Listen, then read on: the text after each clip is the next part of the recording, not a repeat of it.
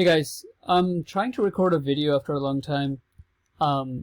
Basically a short intro I'll provide, one-time thing on why I'll make these videos, is because one thing I realized that I kind of missed from when I was trying to make videos with NFTs and stuff is that it kind of forces you to have all your thoughts into one streamlined process, and I realized it's actually really good.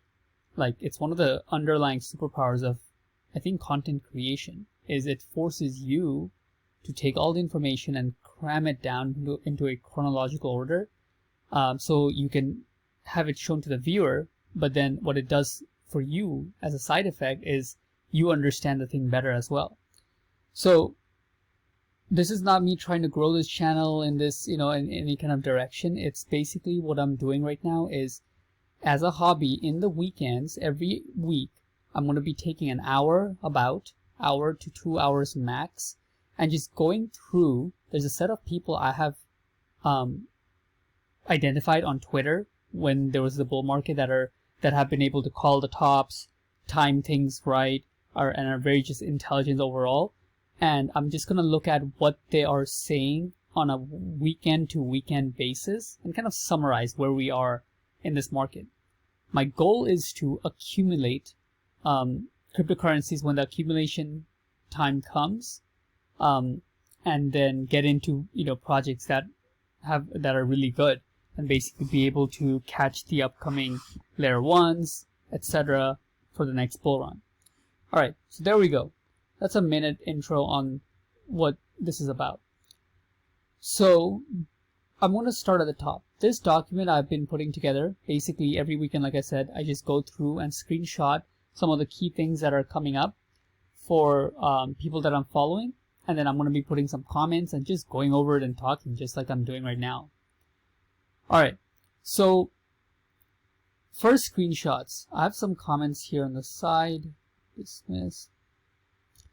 And usually I'll comment on stuff that I already commented on. So like Kaleo, BTC up. Kaleo's this guy. And this guy is relatively good. I don't think he's good as Pentoshi, which I think is the best trader in the world right now, based on people on Twitter. It's just my personal opinion, based on what I've looked at, how he timed tops, bottoms. The man's, I don't know what he's made of, but this guy's nothing short of, like, it's insane what he is able to do. Then there's people like, I would say tier 2, meaning they're still really, really good,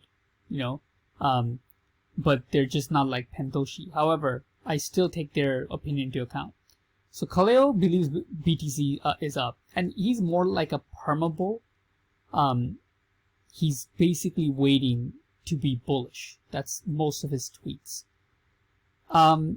But Res is saying he's not going all in. Even though I'm posting some setups, I'm using small percentage of my portfolio after having taken profits because of the tweet below. BTC chart seems to have more room to grow, but since the rally has been clearly led by ETH, I will take a look at ETH versus USD resistance. So the key thing to summarize that I'm seeing from these kind of top traders is that they are a buyer at these prices. If you're long term, they're a buyer at these prices. ETH, BTC is good to go. But ETH is looking more important than BTC right now because it's leading the entire run and stuff like that. Even Pentoshi says that ETH is a lot like Peng thinks about ETH a lot this year.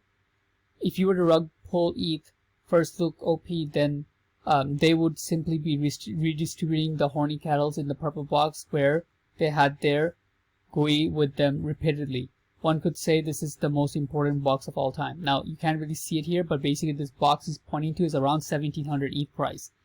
Basically, the most important chart in crypto right now is that price. Whether it is a support or a resistance, whatever it is, if we can get past 1700 ETH and hold it as support, we're off to the races. Whereas if we get rejected by this thing and go down, we're going to be range bound in what we have been going around. This is how I understand. Alright, let's carry on. Barry Silbert is bullish on ETH. It's something worth mentioning. Barry Silbert is this guy.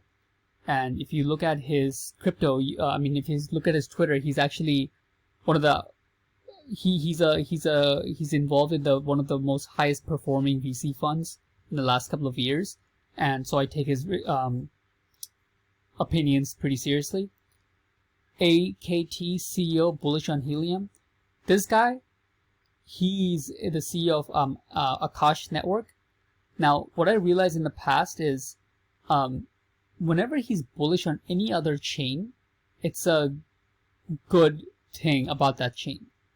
I take his comments about AKT with a grain of salt because he's the CEO, but I've realized by previous tweets he did that whenever he's bullish on other chains, since he's a developer and is a really good, programmer, probably he built this network, he can assess to a good level, the bullishness of other protocols. So when he's looking at helium, I still look at helium as a pretty good, bullish thing. Then it's like points. You can think of these things as points. How many points does a thing get? If you look at the top of the thing, you can see I have two lists: gem callers, and then there's traders, right? These are the two sectors that two lists I have created in my Twitter. So when I go through, I categorize them based on where it will fall. Are they talking about a potential new project, or are they talking about a timing in the market? See, there's only two questions to answer for us to get enormous gains. It's what to buy and when to buy. Period. That's it. If you knew what to buy and then also had a pretty good dollar cost average in when to buy it during the low points, you'd be absolutely crushing in the bull run. So I'll talk more later on to my personal portfolio, what I'm looking to do and whatnot. But as of right now, like, if you had to simplify the one part of that question, which is what to buy, goes without saying that if you just buy Bitcoin and ETH, you'd be pretty good. Now, for most people, that's not good enough, including myself, right? Even though I lost basically most of my money, I'm still stubborn to the point where, like, no, that's not good enough. I'm gonna need to buy some alts, which is fine. But just recognize that even at this run that we had, if you bought just Bitcoin, you're looking at a 20x. Bitcoin at the bottom to top is 3K to 60K. Right? I know it's not really possible to catch the absolute bot with your entire weight and then sell at the absolute top with all the whole sell. But just to give you an example, Bitcoin is known to be the one that's the boomer coin that barely has any returns. And even that did a 20x. And I would ask myself, did I personally get a 20x in my net worth in this last bull run? Do you currently have a 20x like in crypto portfolio from 2020 to 2022 August? If the answer is no, which is going to be no for 99.9999999 and then 1 hour of 9s% of people, the answer is no, because most of us lost most of the money we made in crypto in the 2022 bear run. All right, rant over. Let's carry on. Richard Gavin, buyer at the current price is just sometimes the simplest concept, hardest to know. On a long enough time horizon, long only investors outperform the smartest bear. That is a powerful statement. In a long-term time horizon, the smartest, absolute clever bear traders who can time shit, who can understand networks, will be outperformed by brain-dead long-only investors. We know the network effects right now, probably best is ETH, like risk to ratio, if you had to pick one. After that, it's probably Solana. Whether you hate it or not, VC or not, it just has that effect, which we'll look at as we go more and more down. Kyle Samani from Malta Coin is bullish on HiveMapper. He looks at HiveMapper very similar to Helium, and Helium went from it's something that did like I think a 50 or 100x, and HiveMapper is something that's pretty small in overall market cap, and it can do something similar. By the way, nothing I say in this video is financial advice. I should have said that in the intro. Rect Capital is buyer at current prices. Again, over and over again, we're seeing more and more people who are saying if in a long enough time horizon, these times currently at 18 to 25k Bitcoin is game on. You will not regret it 5 years from now buying at these prices. Let's see. All right, so then I have some comments. Jordan believes BTC will go higher domination. So Jordan is from this guy from, what's the people, but 1 second, let me see his, I forgot what fund he's from. CIO of Selenia Capital. If you look at his calls from early 2022, he was dead spot on. Not only was he correct on the bear market coming on much stronger, but the reasoning he gave was spot on as well, which is like inflation and everything that happened that we figured out halfway through the year. This guy knew that stuff in January. So the only person that timed it better than Jordan that I know of is Pentoshi, who literally timed it in November. Like absolute peak of the market, Pentoshi came out and gave very strong reasoning on why we're not looking good, and also nailed the reasoning behind why we're not looking good at the very top. Not one single other person I was able to find in all the research I did who was able to call the top in that way with that much preciseness and that level of confidence. So that's why I put Pentoshi as the highest of all regards. All right, Kyle Samani shares in this podcast a little bit about how he has picked Solana, what was they were able to, how they thought about it, which I think is more important, because we're not going to be handed the next Solana by the same people all the time. But if we can learn how they thought about and came to their conclusion, we can be better at finding out when other people can pick it, basically, if that makes sense, right? When one of the other guys here starts pushing up certain project and the principles match up with how Kyle Samani and them found Solana, you might want to start looking at that, basically. And to answer the question, how they found about it is thinking through first principles. What blockchain, these are like voice text, so it's a little bit bad, but I'll translate it. What does a blockchain need to do? This is how they thought. They were thinking Bitcoin is store of value, Ethereum is a world computer, but the main thing that has to be done on these platforms is trading. That is the number one use case for a blockchain. This is what they thought about in 2018. And then they thought, what are the fundamental things that have to be in place for a blockchain to be very good at trading? And they came down to that it has to have very low fees, has to be very scalable. Then, once they knew this underlying factor, low fees and highly scalable, then they looked at a mission-driven team that just purely has a very good background in being able to scale the shit out of things, and then being able to scale things with low transaction fees. And then they came up with Anatoly's team at Solana, and history speaks. We saw how that played out. And then another thing I wanted to point down that he mentioned here that I liked, a quote by Tushar, his partner, he said, "We're not Pokemon catchers. We don't have to catch it all. We believe in concentration. Maximum 8 to 10 positions is all we need." So that's another thing mindset-wise, guys. Like, we already know that one of the biggest risks for projects we pick is going to be that will they make it to the next bull market? So with that knowledge, pick your percentage that you want to pick in projects that are going to be there. Like ETH, Bitcoin is probably going to be there. So based on how much risk you want, you can make that 50%, 70%, right? That's completely up to you. It's based on your risk profile. By this time in 2022, you guys, if you're watching this, you need to understand these things that nobody can answer these for you. These are personal questions. And maybe it was hard before because we thought that, Bitcoin ETH is now no go. I want 80% in altcoins and stuff. Well, then you probably have got your ass handed to yourself in 2022 bear market, just like I did.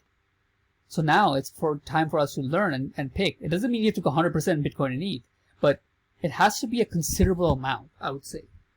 Bitcoin, I'm not sure. I'll be very honest.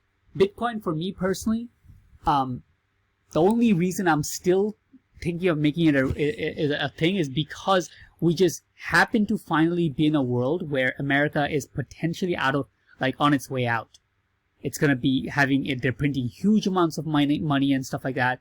But before this, I think Bitcoin, without this, if it wasn't for the inflation part, I don't think Bitcoin, for me personally, is any more a good investment. I just don't think so. It just, the amount of returns you get from Bitcoin is very low. And plus, going forward, when it's already at 20, 30K, I don't think Bitcoin's I personally don't think Bitcoin is one that's gonna get to $1 million in my lifetime, and I'm like 30 years old.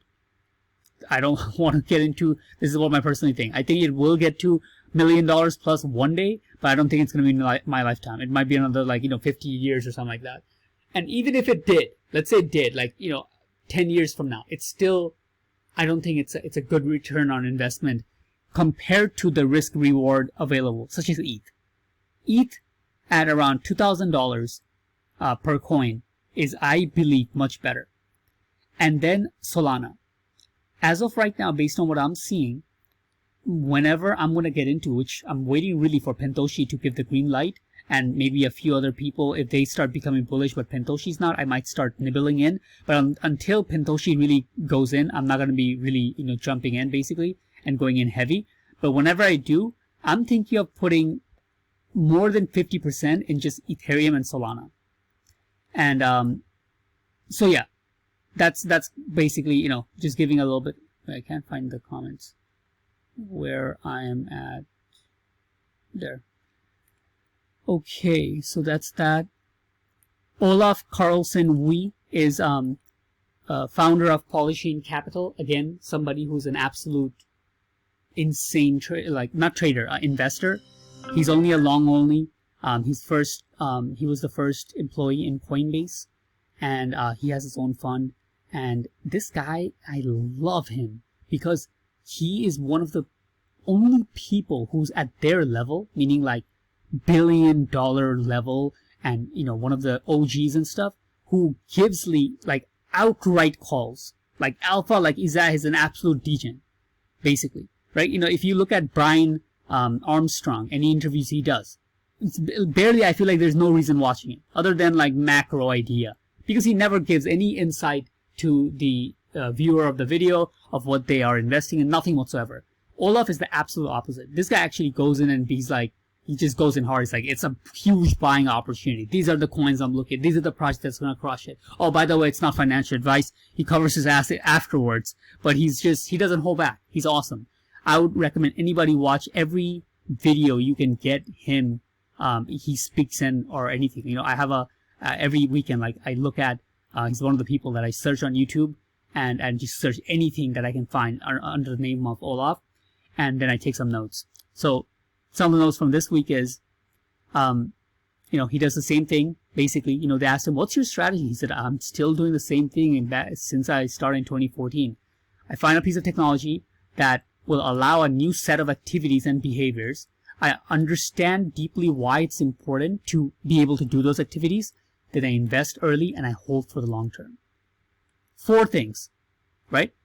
A technology that allows a new set of activities. So maybe this one comes first. First is understand some activities that's going to be very important for the human race that crypto can provide. Okay.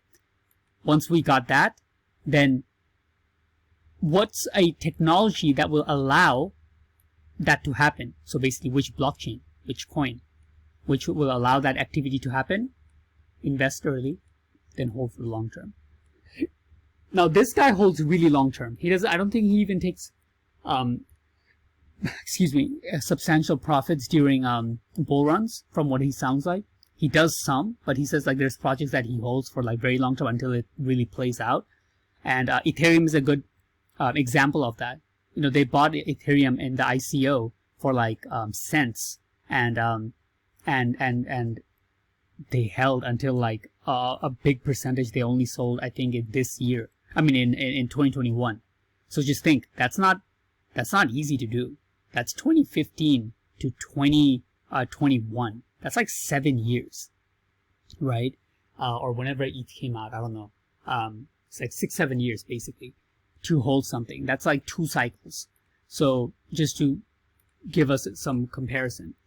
And then one thing Olaf is looking to invest is something like micro workers, where you get paid cryptocurrencies, a way to connect with capital and labor. So this is a concept that the interviewer asked him, like, what is something you're looking into right now that is really exciting? And he basically said, like, a way to connect capital with labor. So basically, if you work from home, right, you can go do a simple task that needs to be done and get paid by cryptocurrency. Now, the first thing that comes to mind when you think about that is like, oh, okay, it's like cryptocurrency work, blockchain type work, but you get paid in cryptocurrency. So it's like Upwork. But what he's talking about is a little bit different. The task could be something in depth like Upwork, but it could be something better, where being distributed is one of the core value propositions. So the reason why I put the word micro workers is because how I understand it. If you guys don't know, I run a marketing agency, and one of the things that we do for our clients is Google likes to see for some activities that there's people from different zip codes searching for a local business that will show Google that that local business is highly desired and have a good reputation, and a lot of people are talking about them because many people around those zip codes are searching for their name. So one of the services we provide for our clients is having what's called micro workers. It's people who do small tasks for like about 30 cents or 50 cents. It only takes them like a minute or two, right? And these websites assign those tasks to these people, where they're just going to go to Google, search for a certain business name, go to their website, search them out, and since Google is tracking everybody, they take that note and it gives points to that local business. The reason why I picked that one to put this analysis is because, analogy is because that's really lines up with what Olaf is talking about here. A network where us being distributed around the world is a big value proposition to do the tasks. So we don't know what that could be exactly. I gave 2 examples right there. One is Upwork for like cryptocurrency work, and a better example would be like micro workers that's work in digital marketing agencies. But if something was to come like that, emerges, and again gets picked up by one of our other people that are talking about it, maybe it's even Olaf, then we would want to keep a lookout. You see, the whole point of this strategy, the way I'm going about it, is kind of like a point system, right? Out of the top traders that we have, how many things is a good time to buy now? Okay, great. This is a pretty good time right now as we're speaking. Make no mistake. Right now is a good time to buy. Am I buying personally? Not a lot. I'm only, it's about like, okay, I keep losing the notes. I'm only buying like maybe 10% of the portfolio because, like I said, I'm waiting for Pentoshi. But it is a good time to buy. Okay, now what to buy? Well, since we are pretty early on and the macro still looks bad, safety is probably a mix of Bitcoin and ETH. And it's in hindsight, it should have been ETH, but I'm just trying to be, without using hindsight, it's probably a mix of both. Bitcoin went from 18-20K to around 23-24K. ETH went from 900,000 to like 1,1700, right? Obviously, way outperformed. But if you're doing a mix at these kind of times, and then just put a, whether you're holding for long term or selling it whenever it gets like a 50% move, both strategies work. We'll take what we can get. The only way this becomes a bad idea to buy now is if we go down much more, which I think most people are on the fence on still about. So I don't want to be deterministic, and that's why I'm only going in, nibbling in. But if we were to bottom again, I believe the idea is that if we were to go have equal lows again, Bitcoin around 18 to 20K and goes below 20K, I think it's a pretty safe bet to go in. The first time it's always hard to go in for anybody, but as few people have been pointing out, that the market never goes in one time. It's usually going to go there another time before it rebounds again. Now that could be next month. It could be a year from now. That's where the difficulty comes in. But if you dollar cost average and are mostly getting into the big chips for now until we have the second run in, that's when I think is the time to actually get into altcoins, or at least what I'm personally going to be doing. I'm going to be making this list and having the things I want to pull the trigger on the side, and then sort of nibbling in with the ETH Bitcoin percentages. When market goes to for the second time, especially if it does, then going to be backing the track up with ETH, Solana, and whatever new altcoins that I believe is going to be new for the next bull market.